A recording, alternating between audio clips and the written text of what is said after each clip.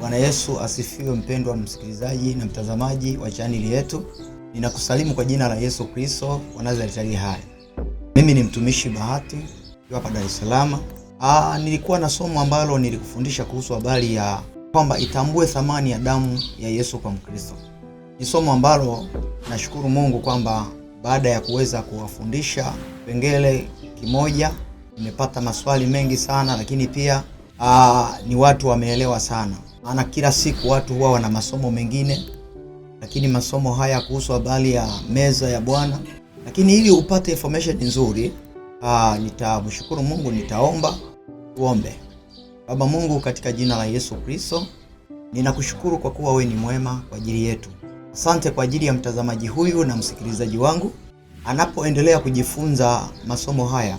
Umpe ufahamu na uelewa zaidi, kujua na kuelewa zaidi yale ambayo yanakwenda kutokea katika maisha yake, hasa pale anapokuwa amejifunza somo hili. Amen. Bila shaka narudi tena kwenye somo letu. Leo sehemu ya pili, damu ya Yesu. Tuliongelea kuhusu habari ya kuwa usipo kunywa damu ya kula mwili wa Kristo na kunywa damu yake hauna uzima. Na kwa wengi nimejaribu kuwaelekeza kuhusu habari ya kwamba kitu gani kinatia uzima ndani ya maisha yetu, hasa pale maisha ya Kikristo. Nimejaribu kutafsiri vizuri na kudadavua kuhusu habari ya mwili wa Kristo na damu ya Kristo kuwa kwa wakati huu ni tendo la kiroho au ni tendo la kiimani. Tukio hili ni sehemu ya kiimani ambayo katika maandiko inaelezea kuhusu habari ya kuwa Yesu alipokuwa anaelezea wanafunzi wake, aliwafundisha kuhusu habari ya kitu kinachoitwa mkate na divai. Lakini akatafsiri kuwa mkate ni nini, na akatafsiri pia akasema divai ni nini. Mkate ulikuwa ni sehemu ya mwili wa Yesu na divai ilikuwa ni sehemu ya damu ya Yesu, ambao katika hali hiyo mtu yeyote ambaye ni mwanafunzi wa Yesu au ambaye ni Mkristo aliyeokoka asipoweza kushiriki mwili wa Yesu na kuinywa damu ya Yesu, ina maana hana uzima. Maandiko haya yanasema kabisa. Lakini sehemu hii ya pili tunajifunza kwamba sehemu ya kwanza pia walikuwa na tukio hili ambalo utakuta kabisa kwamba lilikuwa ni Mungu anafanya agano na Ibrahim. Leo katika meza ya Bwana tunaona kabisa Mungu amefanya agano na Yesu, lakini pia Yesu akafanya agano na wanafunzi wake. Kwa kuna mambo matatu hapo kwa wakati mmoja. Kwa hiki ndicho kinachojulisha kwamba hawa watu wana mapatano, wana makubaliano mazuri na huyu wanayemwabudu au wanaomtumikia. Kwa mapatano yanahitaji kitu ambacho kitasimama katikati kama ushahidi. Sasa mapatano kati ya Ibrahimu na Mungu ilikuwa kumtoa Isaka ili Mungu afanye agano na Ibrahimu. Lakini katika kitabu kile cha Mwanzo ile 17, Mwanzo 17 mstari wa kwanza, kuangalia Mungu alivyofanya agano na Isaka na Ibrahimu. Biblia inasema kwamba Ibrahimu alipokuwa mtu wa miaka 99, Bwana akamtokea Abraham akamwambia, mimi ni Mungu Mwenyezi, uende mbele yangu ukawe mkamilifu. Mstari wa pili anasema, nami nitafanya agano langu kati ya mimi na wewe, nami nitakuzidisha sana sana. Tayari hapa tunaanza kugundua kabisa kwamba kuna kitu ambacho mpaka Mungu afanye agano na mtu, lazima itokee damu. Na pasipo damu Mungu hawezi akafanya agano na mtu. Kwa hiyo katika sehemu hiyo lazima ujue kabisa kwamba pasipo damu hakuna agano, hakuna patano. Kwa kinachosababisha ni mpaka patokee mapatano, lazima itokee damu. Ambao kipindi cha kwanza tunasoma katika maandiko kwamba Mungu alifanya agano na Ibrahim. Lakini kufanya agano na Ibrahim, tunaona Ibrahim akimtoa Isaka kuwa sadaka. Lakini kipindi hiki Yesu anafanya agano na wanafunzi. Alafu sadaka ya agano hilo ni mwili wa Yesu na damu ya Yesu.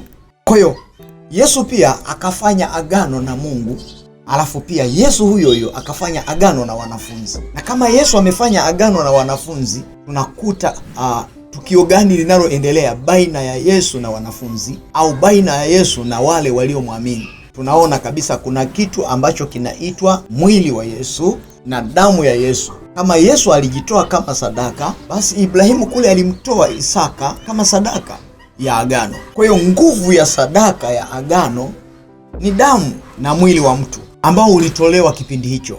Ndipo Mungu anafanya agano na mtu. Sio mtu apende, sio akili za mwanadamu, sio utashi wa kibinadamu, au sio upendeleo wa binadamu kwamba anajipendelea afanye tukio hilo. No, wala kwamba wewe uchukue uamuzi wa kumtoa mtoto. No, hapana. Ni kwamba Mungu mwenyewe ndiye aliyependa afanye jambo hilo. Na hata pia kwenye kitabu kile cha Yohana 3:16 Biblia inasema, kwa maana jinsi hii Mungu aliupenda ulimwengu hata akamtoa mwanae pekee, ili kila amwaminie asipotee, bali awe na uzima wa milele. Unaona, katika sehemu hiyo aliupenda ulimwengu. Kwanza aliupenda ulimwengu, alafu akamtoa mwanae pekee ili kila mwaminie asipotee, bali awe na uzima wa milele. Unaona, kwa kule tunaona Biblia inasema kwamba Mungu anamwambia Ibrahimu, mtoe mwana pekee umpendaye. Na huku tunaona Mungu anamtoa mwana pekee ambaye anampenda. Bwana Yesu asifiwe. Kwa nakwambia tukio hili kwamba agano linafanyika namna gani? Kule lifanyika kwa damu na huku linafanyika kwa damu. Lakini pia Yesu anafanya agano na wanafunzi anaowapenda. Anawapenda wanafunzi wake ili afanye agano nao. Na akawadhihirishia kwamba lile agano ambalo Mungu alifanya na Ibrahimu lilikuwa linadhibitika na linadhihirisha kukomboa ulimwengu kwa wakati huo kwa ajili ya wana wa Israeli na wengine mataifa mbalimbali. Kwa ndio maana unaona baraka ya Ibrahimu ilikuwa ni baraka ya mataifa yote mpaka leo.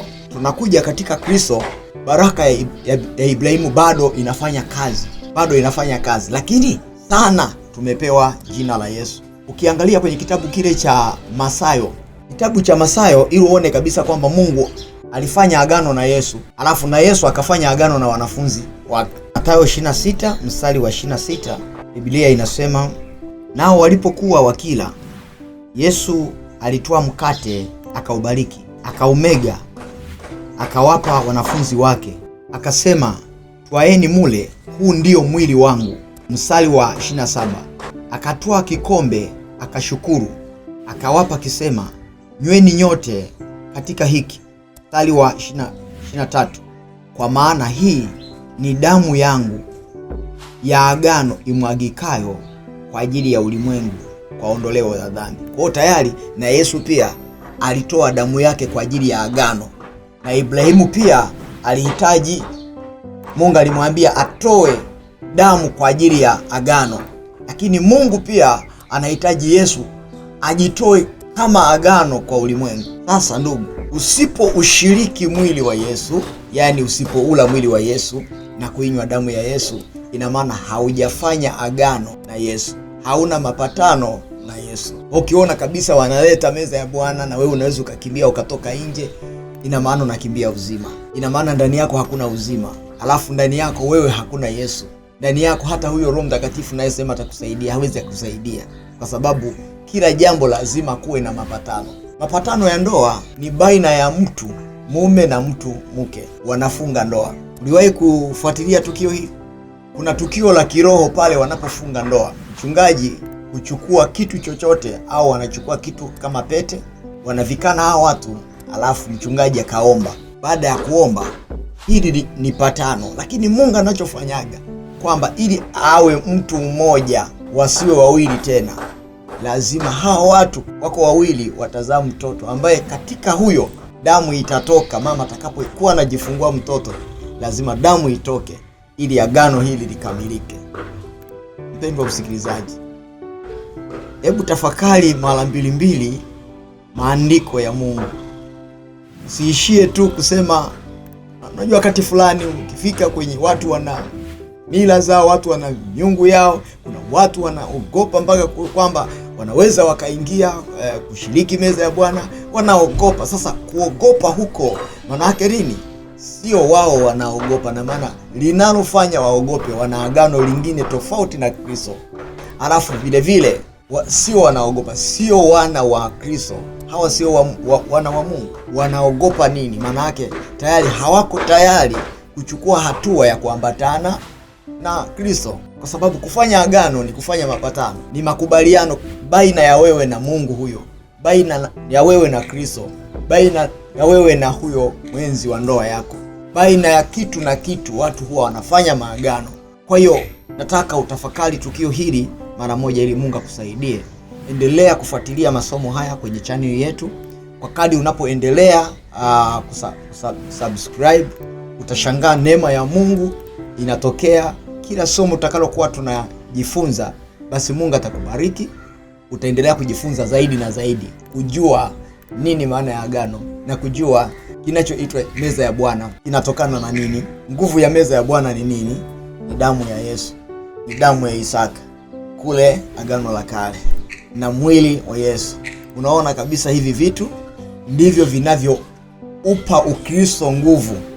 Kwa na maana bila kanisa lote lile ambalo wanaweza wakawa wanamwabudu Mungu, lakini hawana kitu kinachoitwa meza ya Bwana, maana yake hawana agano na Kristo. Kwa mtu yeyote ambaye anahudhuria tu ibada, lakini ikifika meza ya Bwana hawezi kushiriki, au hakuna ushirika, wakati fulani nasema hakuna ushirika mtakatifu ndani ya kikundi hicho, ndani ya dini hiyo, ndani ya mtu huyo, ina maana tayari hana mapatano na Yesu. Kwa kinachofanyika kuwa mapatano na Yesu ni huyu mtu aliyemkubali kumwamini Yesu kwa Bwana Mwokozi wa maisha yake, lakini alipobatizwa akashikamana kushiriki au kuambatana na agano ambalo ni mwili wa Yesu na damu ya Yesu. Shalom, shalom. Mungu akubariki na akupe uzima. Amen.